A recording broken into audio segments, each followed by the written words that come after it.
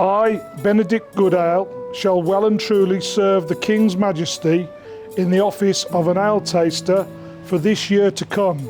and shall duly and truly see from time to time all the bakers and brewers within this borough and liberties, that they and every of them do make good and wholesome bread, ale and beer for man's body, and in all things appertaining to the office of an ale taster, I shall in every respect behave myself like a good and faithful minister. So help me God.